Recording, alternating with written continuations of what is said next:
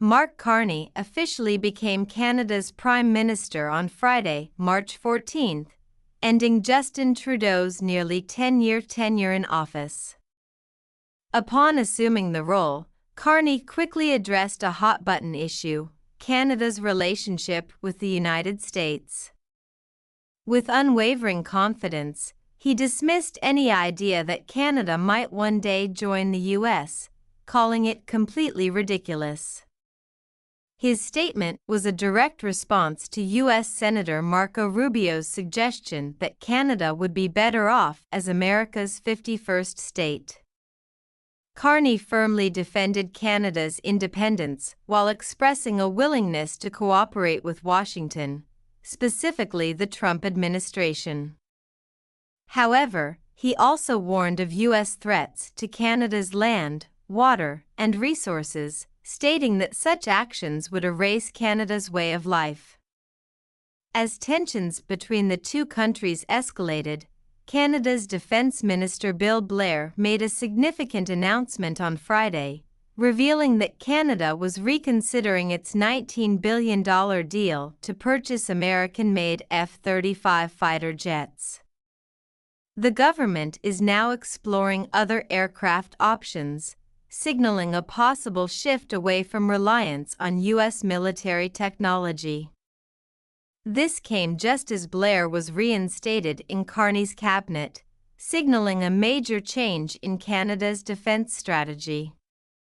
Originally signed with Lockheed Martin in June 2023, the deal committed Canada to buying 88 F-35s, but now officials are questioning whether all of those planes should be F-35s. While Canada has already paid for the first 16 planes, set to arrive next year, the remainder of the purchase is now in doubt.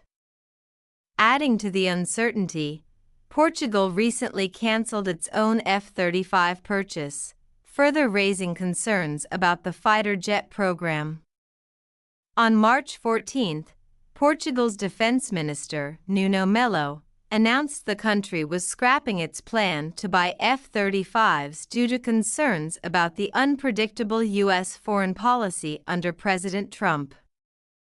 The decision marks one of the first times Trump's policies have influenced a major military deal, and it raises the question of whether other NATO countries will follow Portugal's lead. Meanwhile, Canada faces a similar dilemma. Rising tensions with Washington have thrown Canada's $19 billion fighter jet deal into question, with some officials now considering buying aircraft from European manufacturers instead.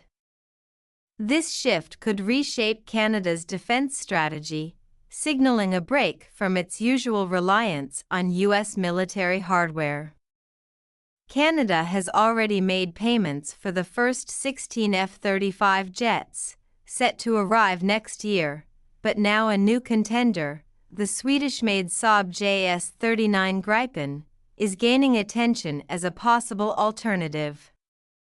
The Gripen is known for its cost-effectiveness and adaptability, unlike the maintenance-heavy F-35. The technology can reach speeds of around 2,130 km per hour, Mach 2, and travel up to 3,200 km before needing to refuel, with a service ceiling of over 15,000 meters. It's designed to operate at high altitudes with ease, and one of its standout features is its unique design, featuring a delta wing and canard configuration, making it incredibly agile in combat. What truly sets it apart is its ability to take off and land on regular roads, not just military airstrips, which means Canada could deploy it in remote or emergency situations without requiring massive infrastructure.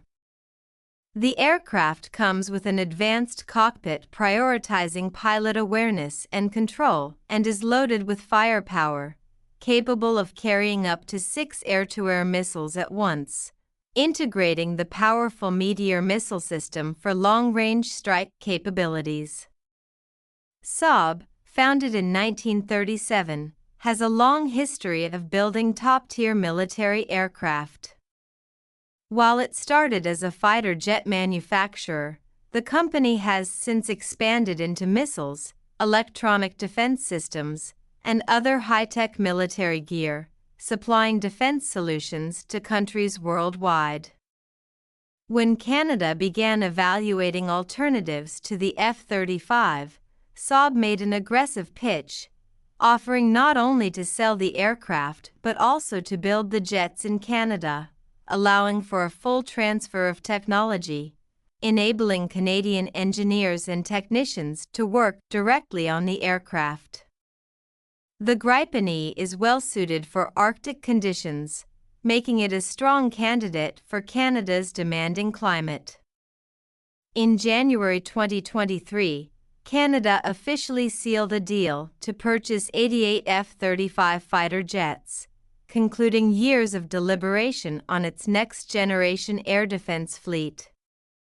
Canada's military industry plays a major role in shaping national security, employing tens of thousands of people and generating billions annually. According to the 2024 State of Canada's Defence Industry Report, this sector provides jobs for more than 64,000 Canadians and brings in around 10 billion Canadian dollars each year, with about 60% of those earnings coming from exports, proving that Canada isn't just upgrading its military but is also a key player in the global defense market. Several homegrown companies are at the forefront of this effort, including General Dynamics Land Systems Canada, a powerhouse in armored vehicle production, CAE, which excels in high-tech simulation technology, and Mellon Aerospace, providing cutting-edge aerospace components. The Canadian government has put significant effort into supporting domestic defense industries through a carefully designed procurement strategy, ensuring its armed forces and Coast Guard get the right equipment while fueling local job creation and economic growth. Canada also works closely with international allies to stay ahead of emerging threats. One of its latest defense projects focuses on strengthening maritime surveillance, acquiring up to 16 Boeing P-8 Poseidon aircraft for anti-submarine warfare and coastal defense. This deal, finalized in November 2023, includes 14 multi-mission aircraft with an option to purchase 2 more, with deliveries expected to begin between 2026 and 2027. In December 2023, Canada made a major move to enhance its military surveillance capability, signing a $2.49 billion Canadian dollar deal to acquire 11 MQ-9B Sky Guardian drones, which will provide advanced intelligence and reconnaissance capabilities. The first deliveries are expected to begin in 2028, with the full fleet becoming operational by 2033.